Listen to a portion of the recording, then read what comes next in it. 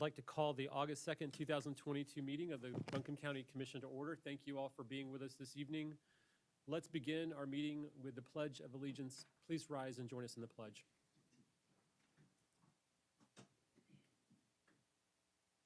Pledge allegiance to the flag of the United States of America and to the republic for which it stands, one nation, under God, indivisible, with liberty and justice for all.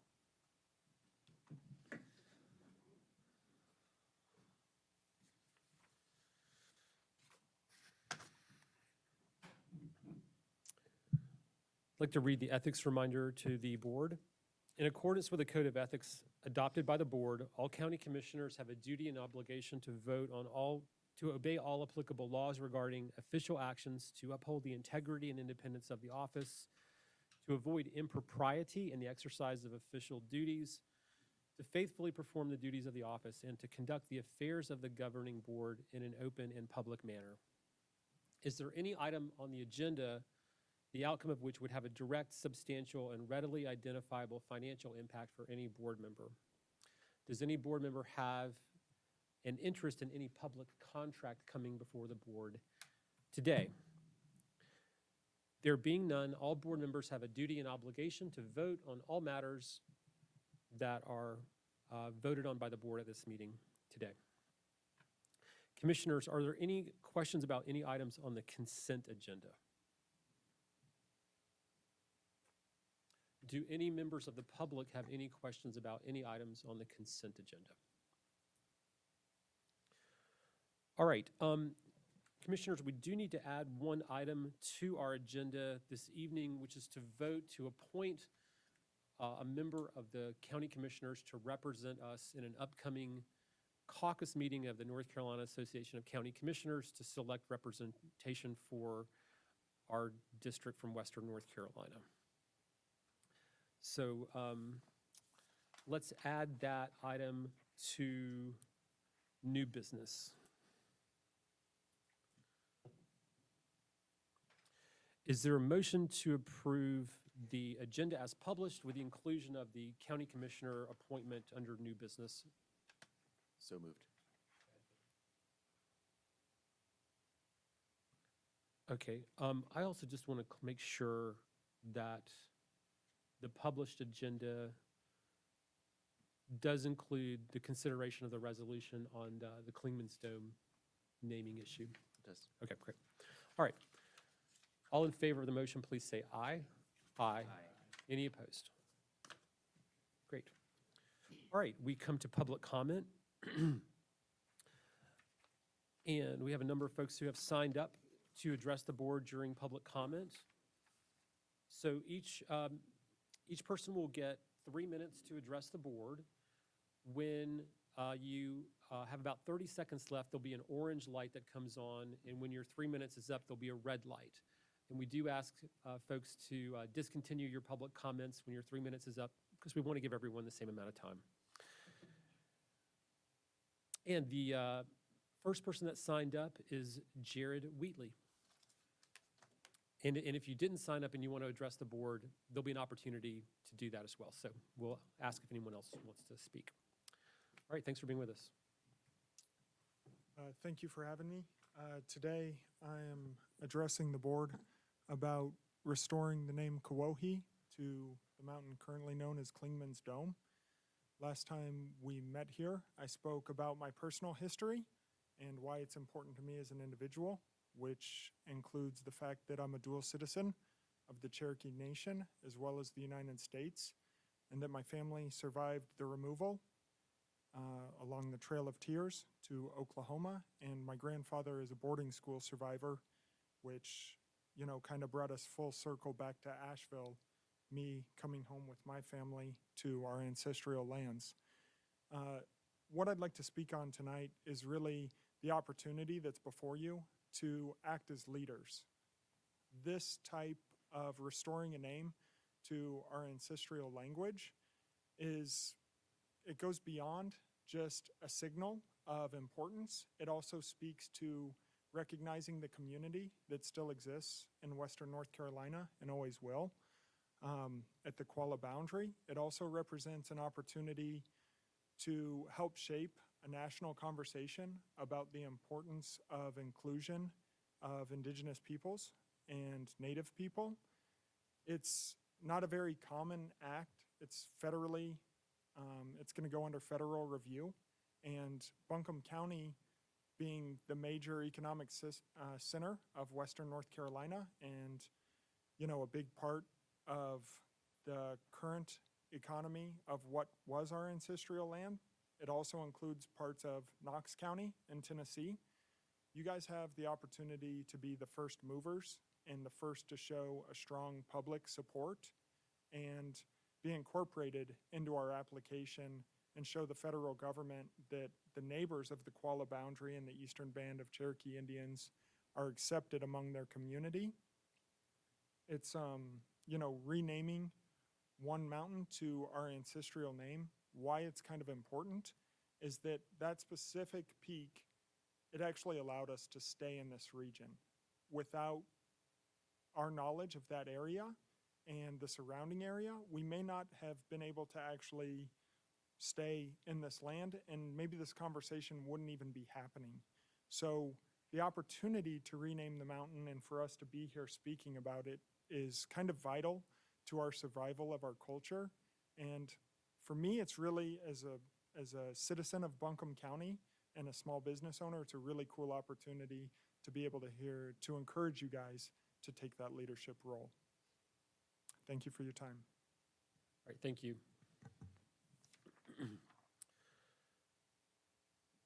The next person that signed up is Justin Rabuk. I apologize if I mispronounce any of your names, which I probably will do. Sorry about that. Thank you for giving me the space and time to do this. It's Justin Raybuck, and I'm just here in support of restoring the name Kuohi of the mountain currently known as Klingman's Dome. My friend Jared asked me today if I would take the time to speak, and it was really simple. It was a no-brainer. I'm not here out of any guilty feelings. I don't think anyone needs to feel anything, but seeing this as an opportunity to show some love and honor and respect, and that should be a good feeling and really a true community. But short and simple. Someone else can have my time. Thank you so much. All right. Thanks, Justin. And the next person that signed up is Taylor Schenker.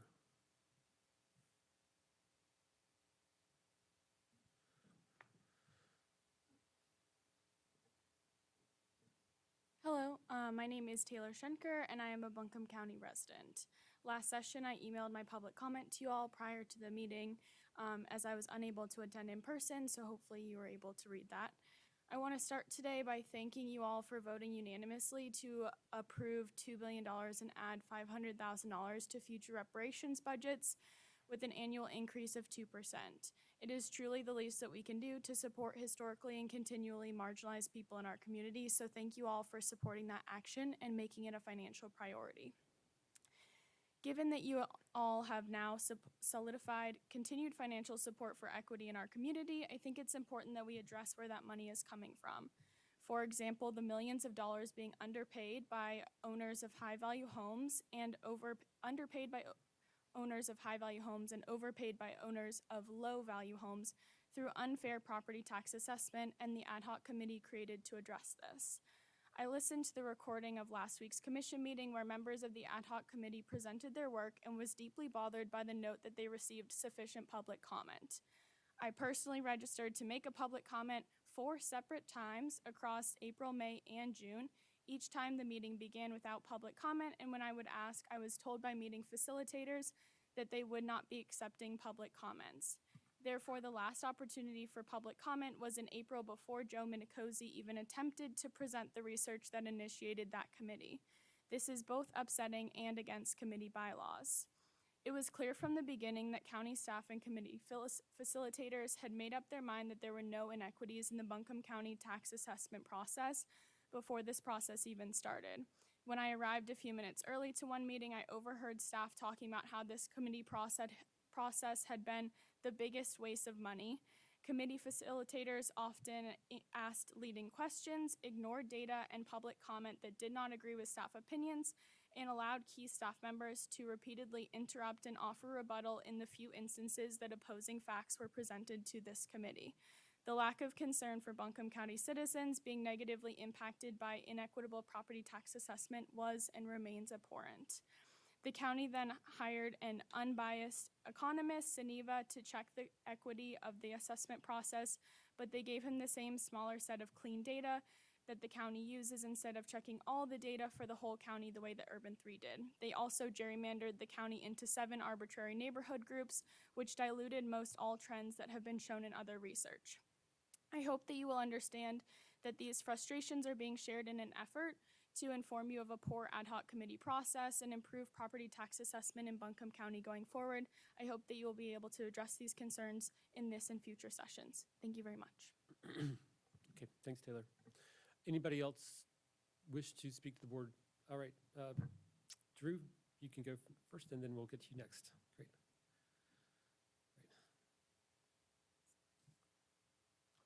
Good evening, Commissioners. I've never spoke before in public comment, so it's an honor to be with you here. Less than a year ago, I was excited to see this board recognize our Indigenous neighbors and acknowledge for the first time that Buncombe County's origin story came at the great expense of the Cherokee neighbors whose land was taken for our benefit. This board taking the step to acknowledge the violence and genocide that took place for our county to be created was a powerful moment. But at the time, it was hard to know if it was just words.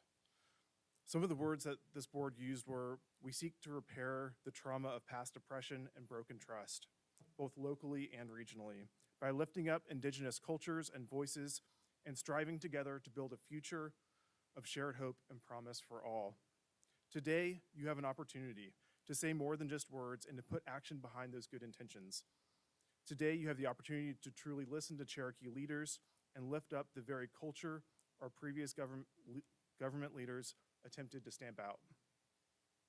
Thank you for considering the resolution coming before you tonight to restore the name Kuwohi. Your support honors the tribal sovereignty of the Eastern Band and recognizes the trauma that ensued from attempting to erase Indigenous culture by renaming nearly every mountain, creek, and stream. While it's a small ask from our Cherokee neighbors, it feels like an important step for our county government to take, which will create a better working relationship with the Eastern Band of Cherokee Indians. I wanted to just come before you tonight to let you know that I'm grateful for your leadership, and I appreciate you considering this motion. Thanks. Thanks, Drew. All right. Yes, ma'am.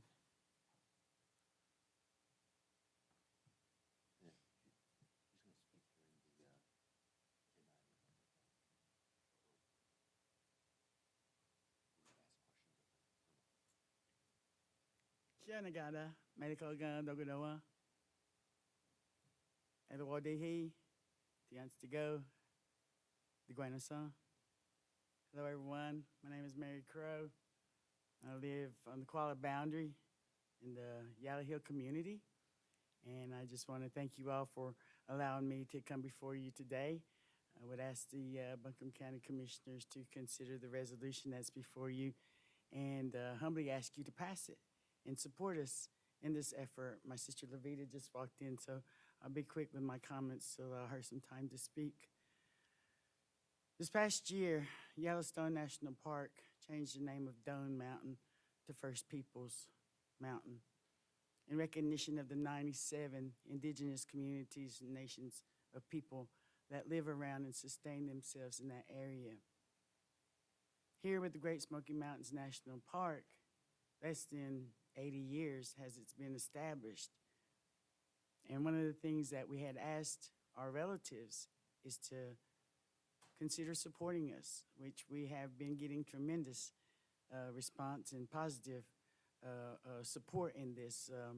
I had also received a letter today from the Appalachian Adventure Company, a business here in Western North Carolina that supports this effort also. We know the history. We know that it hasn't been a very pretty history. but today is a new day. And today is a day of healing. It starts every day for us. When we talk about our historic trauma, when we talk about our generational trauma, these are the reasons for that, is when we are not allowed to be who we are as an Eoia, people of this region, the principal people. It's not to be better than anyone. We strive to hold the principles of life, all life, the spiritual connection that we have to Kawohi is significant today with our sister, the United Gadua Band of Oklahoma. Our brother Jared is from the Cherokee Nation. My grandmother was a citizen of the Cherokee Nation, born in 1901. My daughter just got on Ancestry, and it's amazing how the records here in Western North Carolina leads us back to Moytoy prior to the Revolutionary War. So we've been here for millennial. All we're asking the Buncombe County Commissioners today is to recognize that and restore Kawohi. Thank you. Thank you. Thank you, Mary Crow. All right, any other members of the public who wish to address the board at this time? All right, very good. And when we get to the resolution regarding the renaming of the mountain, there might be some questions from some of the board members, and so there's people who are here with us who have a lot of background and information about this, so there may be additional questions. So thank you all for being with us this evening. We appreciate it. All right. The next item on the agenda is a presentation from MSD. And Tom Hardy, our general manager, is here to give us the presentation. Thanks for being with us, Tom.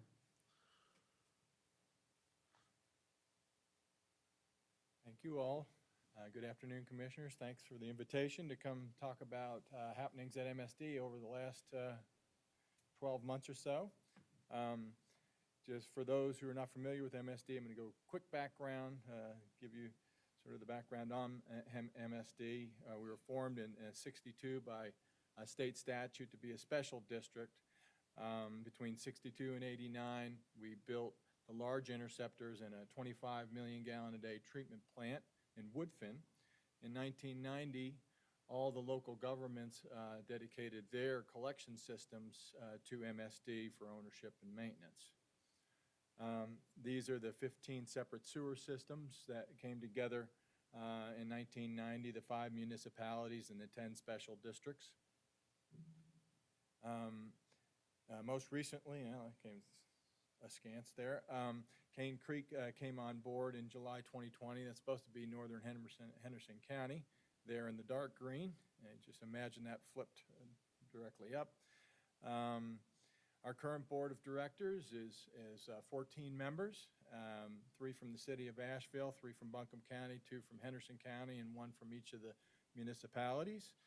Highlighted there, we're very happy to have the knowledge and the experience of Nathan, Robert, and Al on our board.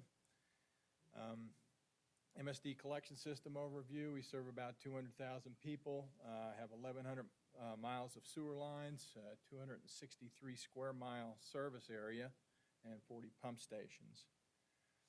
This is a picture of our plant in Woodfin. Again, it was built in the 1960s at 25 million gallons a day. It's now, it was upgraded to 40 million gallons a day, and we're currently running at about 23.9 on an average day at MSD through the plant. This shows you the plant. Alongside the plant, there's a large flume, and there's a dam that goes across. And then where the red arrow is, that's our hydroelectric facility. We're pretty unique in that we operate a hydroelectric facility. It's rated at 2880 kilowatts. And this last year, we avoided power costs of over $483,000. And to give you an idea, that basically reduces our carbon footprint at the plant by half. One of the more recent projects is a plant headworks project where like it says there, headworks is at the head of the plant where you're doing the large screening and that type of thing. This is some pictures of of some of those facilities. A lot of it is underground, so you can't see it, but just to get a general idea, we have influent bar screens at a 1/2 inch, fine screens at a 1/4 inch, and then vortex grit units. And then on the other side, on the right side, we have a surge pump station for large flows that may come in during storm events, that we can equalize these and then bring it back into the plant so you don't damage the plant, and you can keep up a high level of treatment to maintain that. So how's it working? Generally, these are the solids that are pulled out by just that process, when it's going about 2.5 to 3 times the amount of debris is being pulled out. Well, what this does is this helps the other processes downstream to function better. So that's been a real addition to the plant. This project, High Rate Primary Clarification, is a $17 million project that is just being finished, and we're just starting operations. It's a new technology. It's used in water plants a lot, but not in sewer plants. We used it here because of the small footprint we need to accomplish what we have to accomplish. And basically, you're adding a flocculant, a polymer, and a sand ballast to pull out the solids in a very short footprint, prior to the following processes, which are biological processes. This is a bird's eye view of the finished facility. It's currently under operation.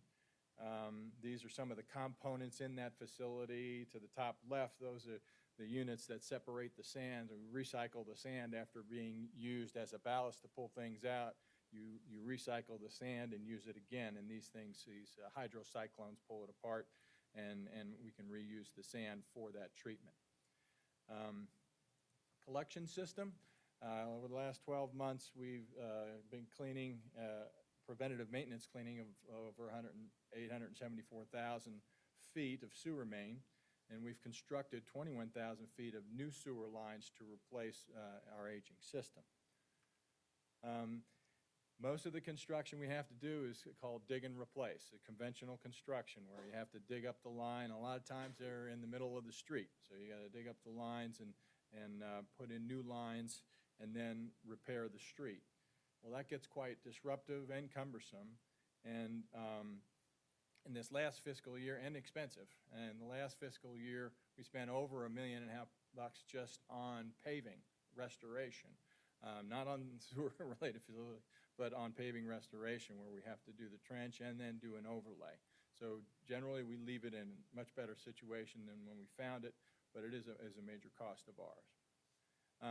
Try to avoid that. We use the technology when we can, when the pipe provides and the condition provides, where you can use to the right there as a bursting head with a new pipe behind it, and you can actually ram that through the old pipe, pushing the old pipe out of the way, basically fracturing it and pulling a new pipe. That way you don't have to dig pavement above ground and have disruption. You can accomplish that in a much less disruptive form. Here's another technique of a jack and bore, where you're pushing a casing across underneath a heavy traffic way or a highway, and putting the sewer line in the casing, so you can prevent that type of disruption as well. Carrier Bridge Pump Station. This is a future project of ours, upcoming soon. This is MSD's largest pump station. It was constructed back in 1966. It serves South and West Buncombe and Northern Henderson. The capacity increase will be from 22 million gallons a day to 40 million gallons a day. That's our projection for 2070. We're about 90% complete with design by HDR. We're in the permitting phase of this. Construction is anticipated to begin in fall 2023. This is basically more or less a $50 million price tag for this project. The location is is in the yellow there, right next to our existing pump station. That's the Amboy Road Bridge going across over there, and you see we'll have to have a river crossing and a new station there and do some tie-ins. The new pump station will be enclosed and have activated carbon odor control along with it. And here's a little close-up of the work on the other side of the river. There's going to be a lot of bypass pipe pumping that's going to be required for this. So it's going to be a big deal in that part of town. because we're going to have to pump around all the flow that's coming from basically all the south and all the east and west to that point is coming through, is going to have to be pumped around while we make these improvements. So that's going to be a big deal. Our 10-year capital improvement program that was just approved by our CIP committee is basically $390 million over the next 10 years. Our apportionment has changed. As you see, we're going to be doing over $150 million just in the treatment plant and pump station. So that's a little bit of a change. We spend a lot more on the collection lines and the interceptors in years past, but now we're doing some upgrades at the plant and pump station. So that's sort of got our focus here in the next 10 years. And budgeted expenditures. The green there is our active construction projects. The blue is our debt service. And our debt service is actually 4 construction projects. So if you take those two, that's 2/3 of our budget and expenditures is construction related. And only 1/3 is operation and maintenance. So we're very heavy on building for the future and construction, new construction and rehab. Is our budgeted revenues. The green is domestic user fees. Our industrial fees are very small by comparison to some of our cohorts. The orange there is other sources and uses. That's bond money. So we go out to the bond market, every several years and borrow money for these upgrades, because these upgrades will be providing for the future and the future customers that we will have. So, and we've made progress on the sanitary sewer overflows. This is a listing of the last 20 years of overflows per 100 miles per sewer per year. Basically reduced it 20-fold in this last 20 years. That's all I had. If you have any questions.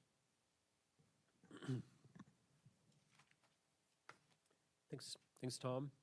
Appreciate you being here, and you guys do a great job, and so appreciate the good work. Thank you.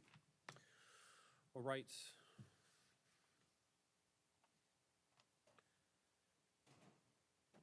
Our county manager, Avril Pender, is under the weather, so she's not with us this evening, so Dakisha Wesley is standing in. We appreciate you doing so. Are there any items to share under the county manager's report agenda item? There is none, Chair Newman, but I think you skipped the item. Oh, did I? I sure did. Thank you. I'll come back to that. Okay, then we do have a public hearing that we need to hold regarding the American Rescue Plan Act and proposed investments for economic development appropriations, and Rachel Nygaard and Tim Love, or at least Tim Love, maybe Rachel too, are here to present this item and share more information. I drew the short straw this evening. So this evening, before you, related to a public hearing for an appropriation for ARPA funds. And as you recall, any appropriation related to economic development purposes requires a public hearing per general statutes. And so during your July 19th regular meeting, you approved allocations for American Rescue Plan funding. One of those projects was deemed to be an economic development project. That specific project is with the Eagle Market Streets Development Corporation. It's an appropriation of $375,000. And this appropriation is for the Community Equity Fund, which is a program designed primarily for BIPOC and women-owned businesses and sectors which have suffered substantial negative economic impacts from the pandemic. This program is designed to address the harm highlighted by COVID for these businesses by offering unique and innovative opportunities to provide equity capital for those businesses who qualify and help them to become and grow to become viable businesses. So that's an overview of the appropriation. The request for board action is to open the public hearing, and then after that public hearing, vote. Thanks, Tim. All right, are there any initial questions from the commissioners? If not, we'll open the public hearing. All right. I will open the public hearing at 5:38 p.m. Regarding the proposal to invest $375,000 from the American Recovery Act funding for the Eagle Market Street Development Corporation for their program focused on supporting development of women and minority-owned businesses in Buncombe County. Are there any members of the public who wish to speak during the public hearing?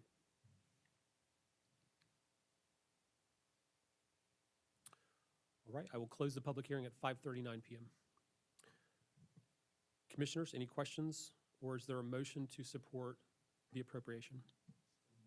Second. All in favor, say aye. Aye. Any opposed? All right, thanks, Tim. All right.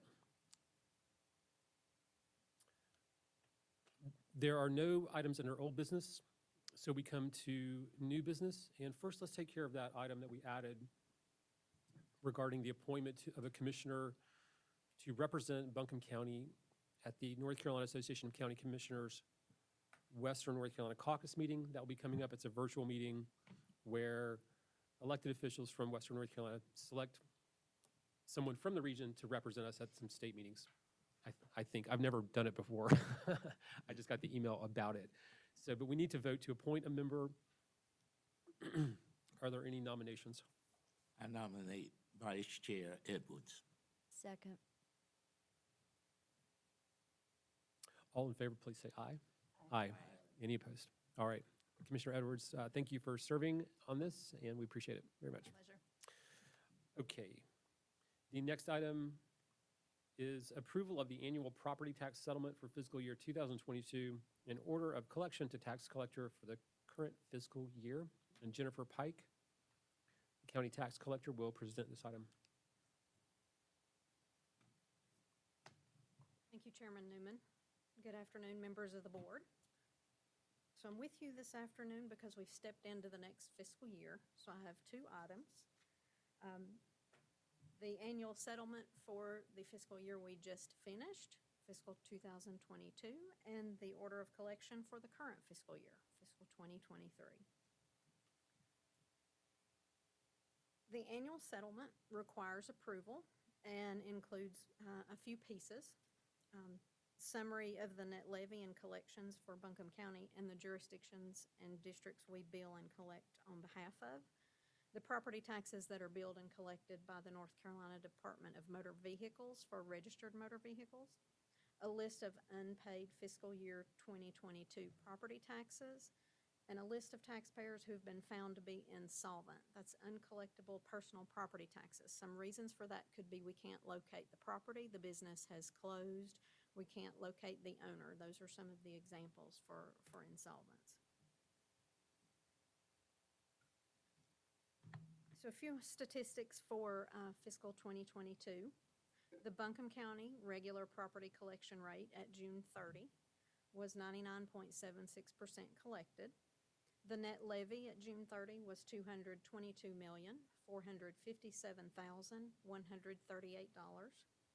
The uncollected regular property tax for Buncombe County at June 30 was $535,879.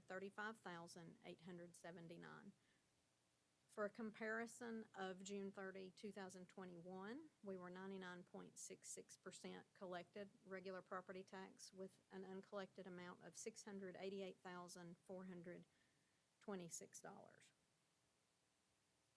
This is a quick summary of the regular tax collection rates for each taxing district that we collect on behalf of. A quick reminder, regular property tax does not include the registered motor vehicle tax. So this is real estate and personal property. So on to order of collection. This is it requires adoption, and this is my authorization and requirement to collect the fiscal year 2023 property taxes.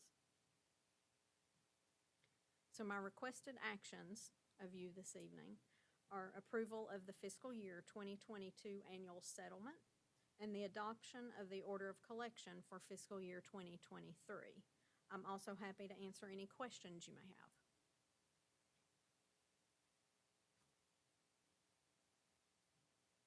Procedurally, can that be a single motion, or do we need to? It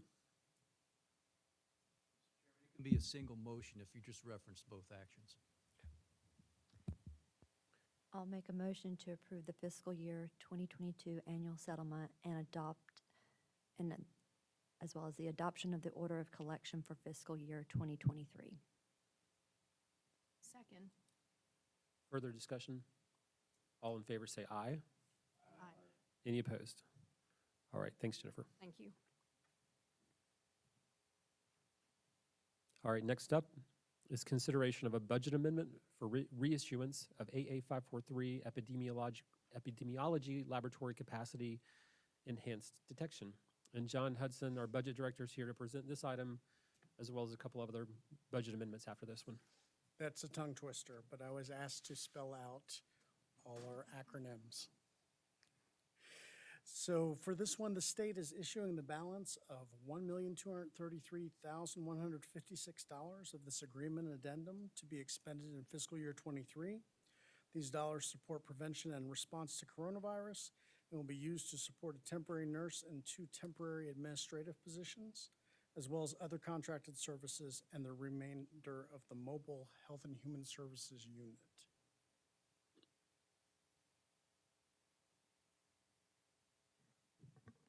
Motion to approve the budget amendment. All in favor say aye. Aye. Any opposed? All right, next. Next, we have a budget amendment to move budget for 2 positions from legal and risk to emergency services. This budget amendment moves salary budget across functions from general government to public safety due to administratively moving 2 positions, the new safety preparedness and recovery officer and the safety officer from our legal and risk department to the emergency services department. No new funds are being used. I move to approve the budget amendment. Second. All in favor say aye. Aye. Any opposed?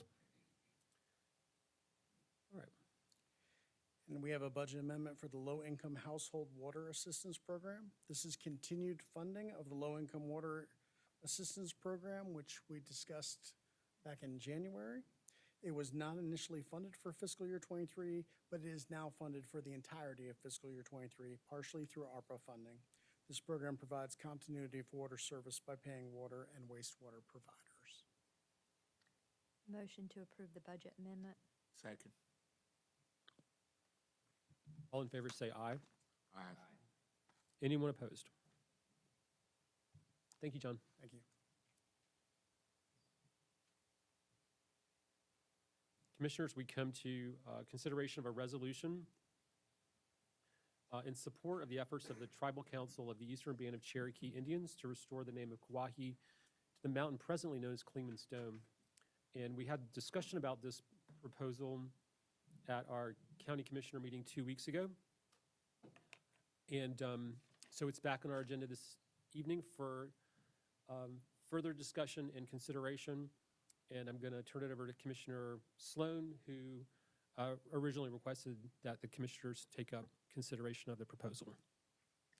Thank you, Mr. Chairman. I'll just kick us off by saying a little bit about why I think this is important and why I brought it forward to the board. Starting by saying that the culture and language of the Eastern Band of the Cherokee exists today because of great determination and tenacity of tribal members and their ancestors. And just as an example, Kauai, the mountain known as Kauai, was a place where the Cherokee took refuge to avoid being taken from their homes during the Trail of Tears, and therefore has great historical significance to them. The ancestral name of this mountain has been passed down orally through generations despite their forced attendance at boarding schools where they were not allowed to learn about their culture or their native language. So to them, this mountain has always been known as Kauai and always will be. And so on July 14th, the Tribal Council of the Eastern Band voted unanimously to send forth a resolution and a letter to the Department of Interior, and specifically the USGS Board of Geographic Names, to request of them that they change this name. And they've specifically asked us to support them in this effort. And I just want to briefly mention the bureaucracy involved and why there's kind of an additional layer of our involvement. The USGS Board of Geographic Names, they're charged with keeping the names of these types of places. And it is very important to them that those names are consistent and that communities do not have two different names of places. And so in order for them to change it, for them to feel motivated to change it, it's my understanding that they really want to see community support and regional local government support and agency support for this type of thing. So that is not just because it's the right thing to do, but also there's a bureaucratic element here that I think it's important for us to show our support and send our support to the Department of Interior as well. And Mary Crow and Levita are here as citizens of the Eastern Band to answer any questions we may have. I think I've got one when we're done discussing.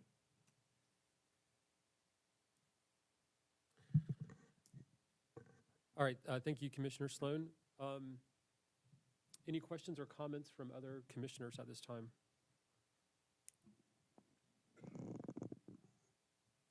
I will just add one of the sort of procedural questions I think we had at the last commissioner meeting was, as Commissioner Sloan pointed out, the Tribal Council of the Eastern Band had already adopted a resolution in support of renaming the mountain.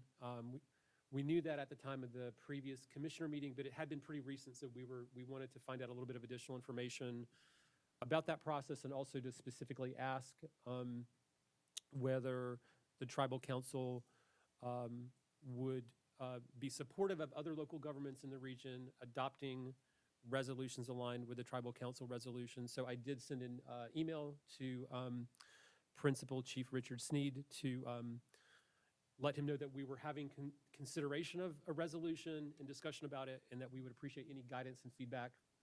And he did reply that they would be appreciative and supportive of Buncombe County adopting a resolution aligned with their own, which I forwarded to the board. So just wanted to share that that update.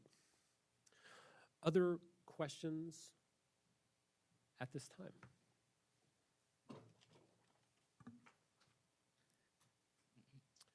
Is there a motion? I so move. Second. All right, I've got one. Sure, go ahead. Oh, I've got one question before we move on it, and it's for Mary Crow or Levita. If you have a resolution in front of you, if it's okay with you, Mr. Chairman, to make sure we are pronouncing the name Kawohi correctly, and more importantly, within our resolution, if we are spelling the English language translation of the word Kawohi correctly. It is currently shown Kuwahi. Is that correct? Is that correct, or is there an O in there somewhere? Good point. My name is Levita Hill. So, as you know, language was pretty much erased or attempted to be erased through the boarding schools. So, as we were moved to other states or other communities, sometimes there is a dialect change. And just recently we met with our elders, our Speakers Council, who have determined that the correct spelling and pronunciation is Kawohi, and it is with an O, Kuwohi. Kawohi, and it's the place of mulberries. That's the English translation. Thank you. In history documents and books, like from James Mooney from the 1800s, he did spell it with an A, and it's sort of just like probably my accent is very different than yours, and so he might have heard more of an A sound rather than an O sound, but that was his interpretation, and that's sort of what we followed in the very beginning. But then we did go back to our elders, our fluent language speakers, and this was how they wanted it to be spelled, which is with the O. So thank you for that question and allowing for me to clear that up. Thank you. And Mr. Chairman, a friendly amendment to Mr. Whiteside's motion would be to respell or to spell the word Kawohi in our resolution, Kuwohi. Do the makers of the motion accept the friendly amendment? We do. Great, thank you. Right. Thank you. Thank you very much for that additional information and background. That's very helpful. Further discussion? Just briefly say, I very much look forward to voting for this resolution and hope there can be additional opportunities in the future for support and collaboration between our communities. Thank you for the leadership in bringing this forward and the opportunity.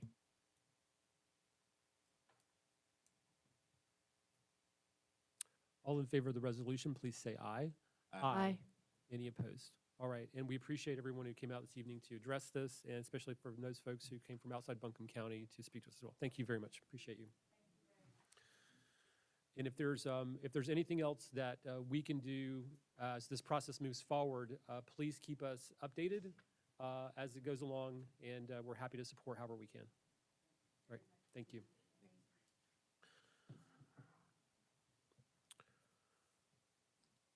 All right. Do we have any board appointments, Lamar? Okay. All right, we have a couple of announcements.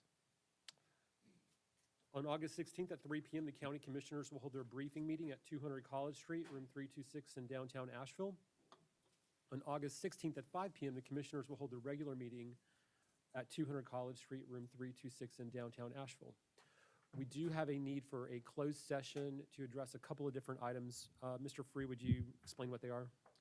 Yes, sir. We need a motion to go in closed session for 3 items pursuant to 143, 318, 11, A5, or A6. We have a personnel matter for the board.